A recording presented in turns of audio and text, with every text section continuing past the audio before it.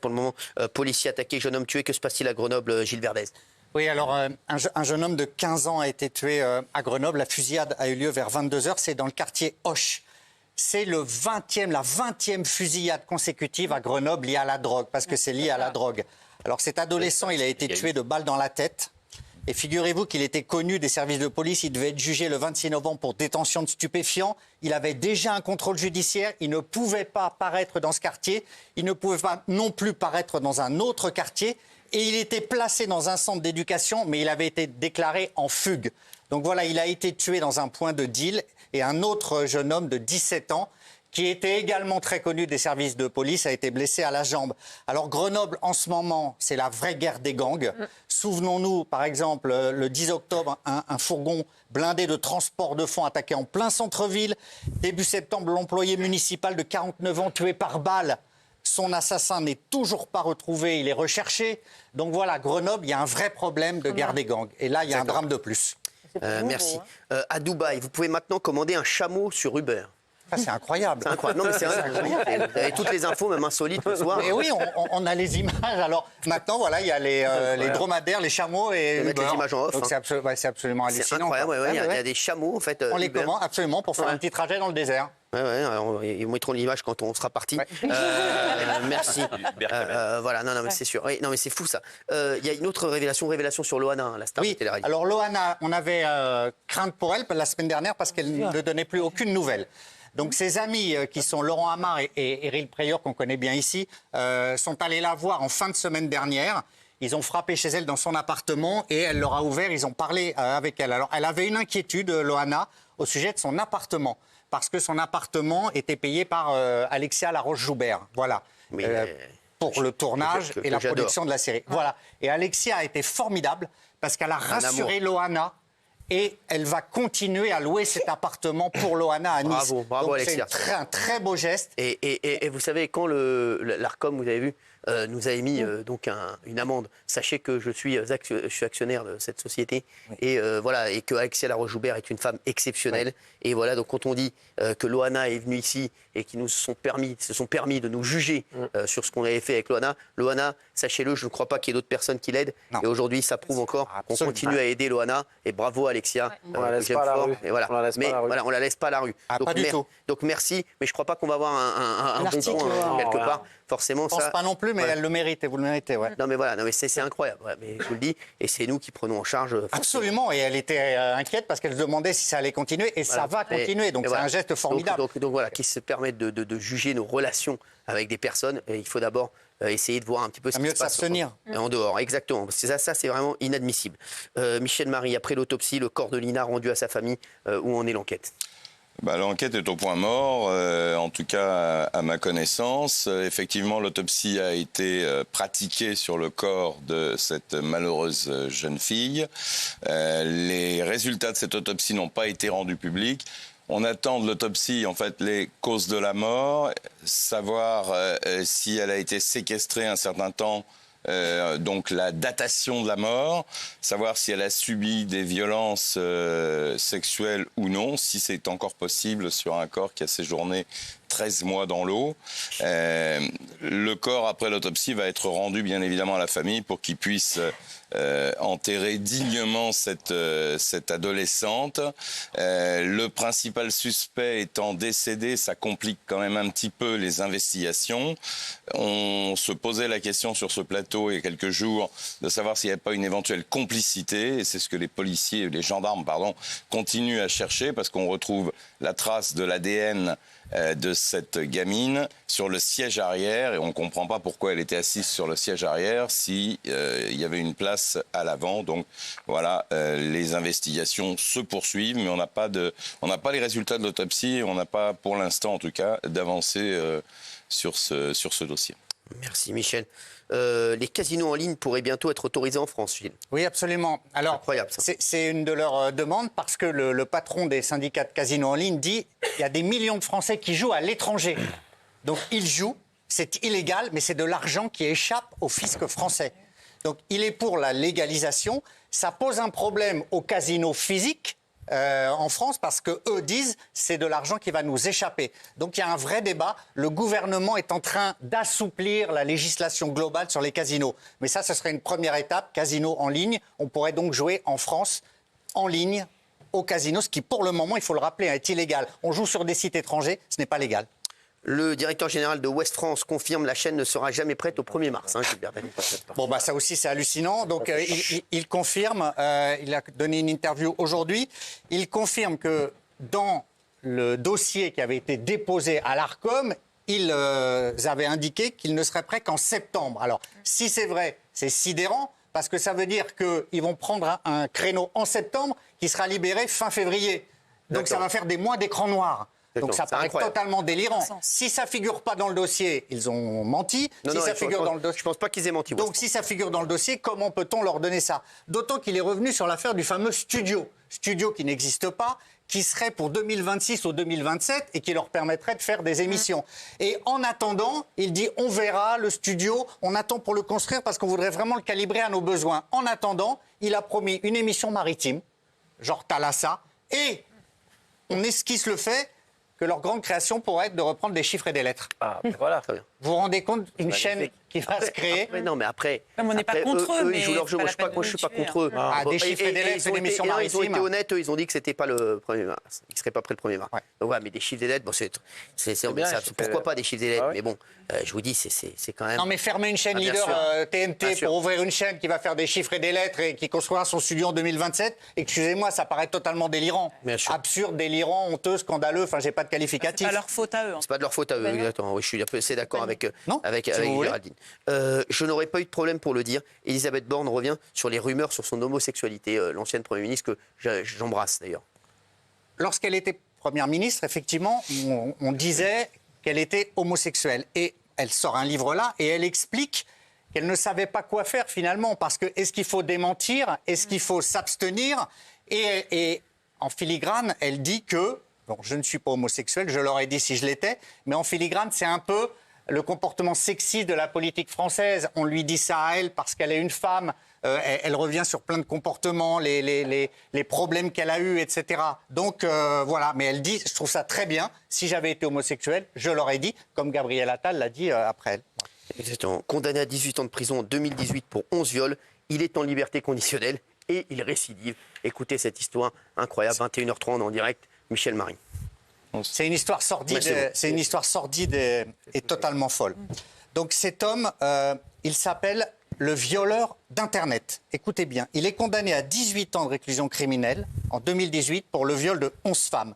C'est un ancien militaire. Il est contacté sur les réseaux sociaux, sur des sites. Il se prétendait célibataire. Il les violait. Il les raccompagnait chez elle et il leur demandait « Est-ce que vous voudriez me revoir ?» Ça, c'est sa méthode. Il a violé 11 femmes. Il prend 18 ans de prison. Déjà, c'est choquant. Voilà, les premières plaintes, c'est pas fini, les premières plaintes viennent de 2013, donc il fait 5 ans de détention préventive, il prend 18 ans. Son avocat arrive à faire casser le jugement en cassation pour vice de forme, c'est réduit à 13 ans. Voilà pourquoi, aujourd'hui, il a été libéré. Il a fait très peu de sa peine, il est libéré. Pourquoi il est libéré? Il est libéré, c'est le procureur et le juge qui le disent, parce qu'il a un projet sérieux de réinsertion, parce que le dossier est solide et parce que il a fait 5 ans de détention préventive avant d'être jugé. Cet homme est libéré. Qu'est-ce qu'il fait quand il est libéré? Il viole 4 fois au mois d'août sa fille de 11 ans, au domicile, en profitant de l'absence de la mère. Et comment on le sait? Parce que la petite fille, elle se confie à une camarade de classe. Elle dit « Mon papa m'a violée ». Cette camarade a la présence d'esprit d'alerter la police, qui va auditionner la petite fille. Ils vont se rendre compte que le témoignage est sérieux et vrai. Et cet homme-là, confronté à la brigade des mineurs, il va être évidemment mis en examen pour viol incestueux, à peine libéré, voilà. Il viole sa fille. C'est incroyable. Comment est-ce qu'un homme comme ça peut être libéré, présenter un dossier sérieux, alors qu'il est ultra dangereux et qu'il récidive? Incroyable, incroyable. Merci Gilles, mais c'est fou. Une fillette de 10 ans tuée par un poney dans un centre équestre, ça aussi.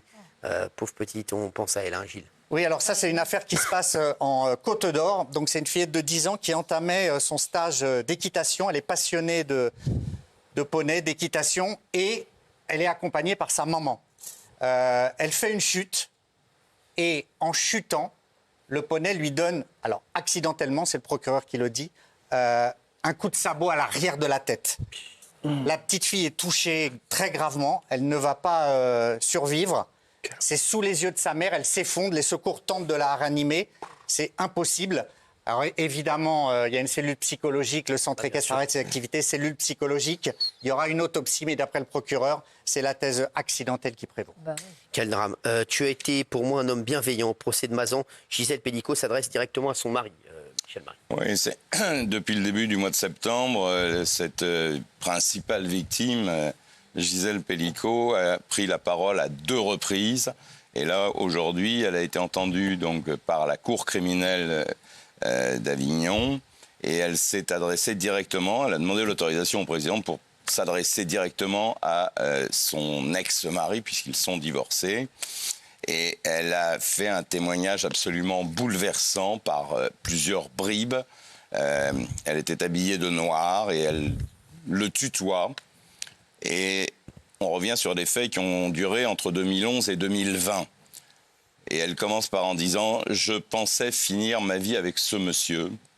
Aujourd'hui, ma vie a basculé dans le néant. » Et donc, elle revient sur 50 ans de vie commune, 3 enfants, 7 petits-enfants.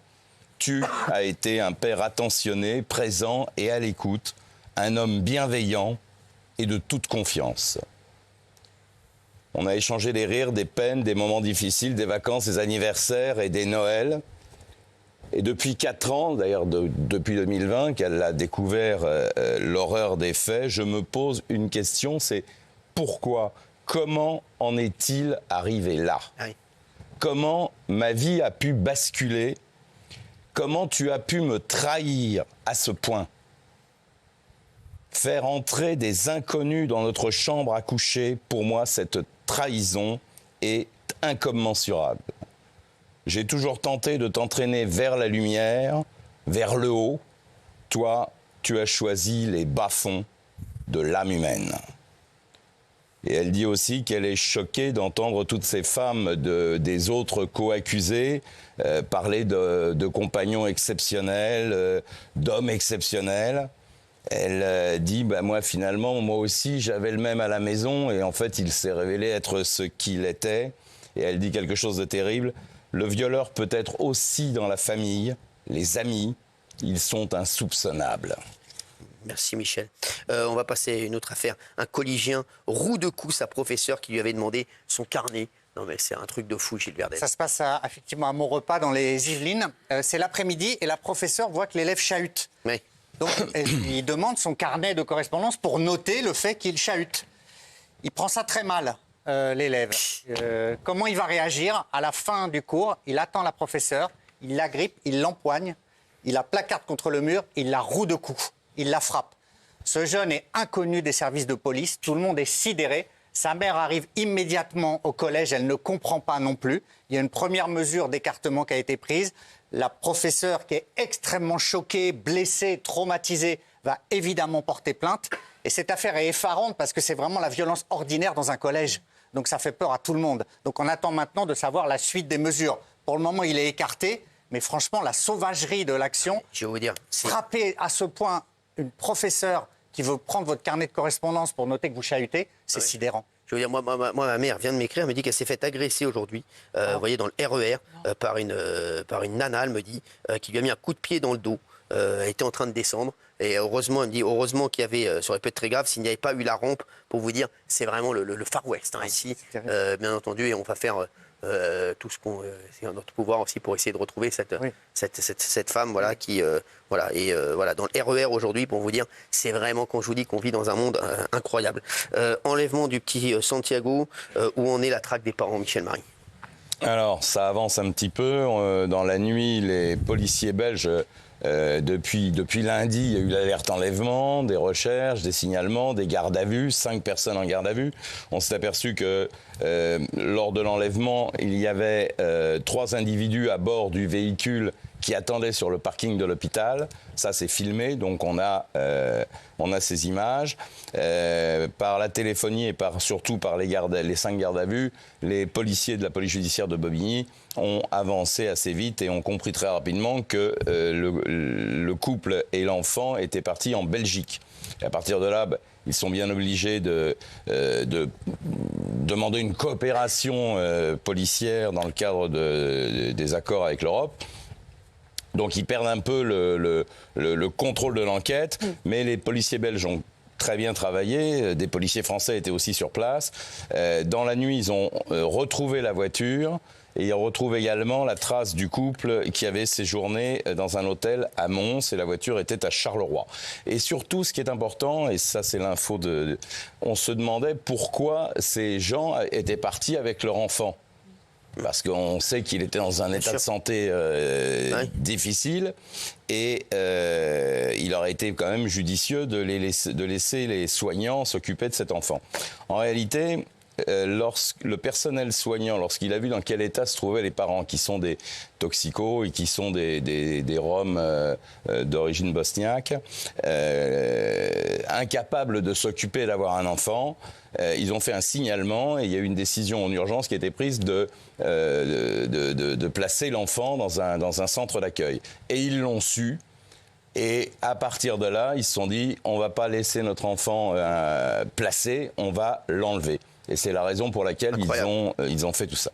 Voilà. Ça, c'était la nouveauté. C'est incroyable. Merci pour cette info, Michel Marie. Merci à tous.